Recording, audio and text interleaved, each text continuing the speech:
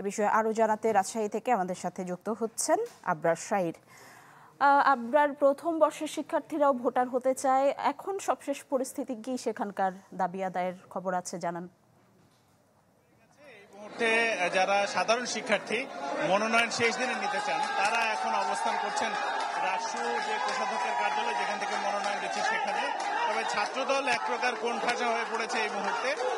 পুরো এই যে ভবনটি এখন অবস্থানে নিয়েছে ছাত্র শিবির এবং সাধারণ শিক্ষার্থী যারা মনোনয়নপত্র নিতে চাইছেন তারা। এখন পর্যন্ত এখানে ছাত্র শিবিরের প্যানেল 28 জন নেওয়া শুরু করেছেন এবং এই মনোনয়ন পত্রটি দেওয়া শুরু হয়েছে এখানে প্রায় 4 ঘন্টা পর। আমরা দেখেছি যে 4 ঘন্টা পরে এই জায়গাটাতে মনোনয়ন পত্র দেওয়া শুরু হয়েছে এবং এখন পর্যন্ত চলছে। তবে এইখানটিতে ছাত্রদলের যারা তারা কিন্তু অবস্থান করছে এখন পর্যন্ত, এবং এই ছাত্রদলের অবস্থানে তারা যে কোনো মুহূর্তে এখানে আবারও হামলা চালাতে পারে এই ধরনের একটা শঙ্কা করছেন এই শিক্ষার্থীরা। এখন পর্যন্ত প্রশাসনের পক্ষ থেকে কোনো ধরনের যারা এখানে আইন শৃঙ্খলা রক্ষার জন্য তাদের কিন্তু দেখা যায়নি। তবে মনোনয়ন কার্যত হবে কিনা সেই সংখ্যাটি কাটিয়ে উঠে এখন এখানে মনোনয়নপত্র বিতরণ শুরু হয়েছে।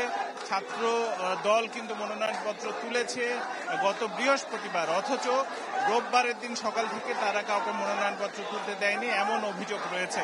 ফলে ক্যাম্পাসে যারা মনোনয়নপত্র তোলা থেকে বাদ ছিলেন তারা আজকে টার্গেট নিয়েছিলেন যে মনোনয়নপত্র তুলবেন। সকাল থেকেই তারা আসলে এই জায়গায় অবস্থান করলেও মনোনয়নপত্র তুলতে পারেননি। এখন এই মনোনয়নপত্র তোলা শুরু হয়েছে এবং এটি চলছে। দেখা যাক কতক্ষণ চলে এবং শেষ দিনে কতজন শিক্ষার্থীরা এই মনোনয়নপত্র তোলে। এ ছিল আমার কাছে রাকসু থেকে। আবরার, অনেক ধন্যবাদ আপনাকে। দর্শক দেখছিলেন আবরার শাহির ডাকসু নির্বাচনের খবর জানাতে আমাদের সাথে যুক্ত হয়েছিলেন। এদিকে ডাকসু নির্বাচনের প্রচারে ব্যস্ত প্রার্থীরা, এ নিয়ে আরও খবর জানাতে ঢাকা বিশ্ববিদ্যালয় থেকে আমাদের সাথে যুক্ত হচ্ছেন শামীমা সুলতানা। শামীমা, নির্বাচন তো ঘনিয়ে আসছে, কেমন ব্যস্ততা দেখছেন প্রচারণা নিয়ে প্রার্থীদের? নিশি সকাল থেকে কিন্তু বিভিন্ন প্রার্থী তারা বিভিন্ন জায়গায় আমরা দেখেছি যে ভোটারদের নক দিচ্ছেন, তাদেরকে নিজেদের প্রার্থিতা সম্পর্কে জানাচ্ছেন এবং কি কাজ করবেন সেটি তারা বলছেন। এই মুহূর্তে আমরা এখানে একজন প্রার্থীকে দেখছি, তিনি তার যে নির্বাচনী লিফলেট, হ্যান্ডবিল যেগুলো আছে সেগুলো দিচ্ছেন।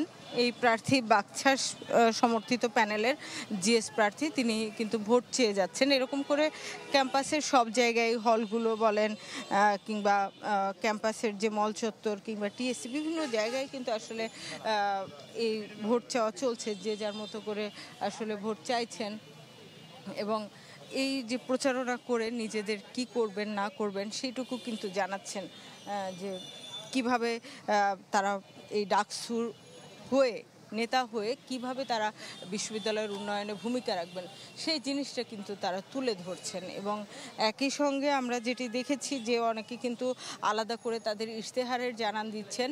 সেই ইশতেহারে কিন্তু সেখানেও তারা বলছেন যে মোটা দাগে সবাই যেটি বলছেন যে বিশ্ববিদ্যালয়ের যে গেস্ট রুম কালচার সেটি যেন আর না থাকে, গণরুম যেন না থাকে, হলে যেন পর্যাপ্ত আবাসন সুবিধা ফিরে আসে।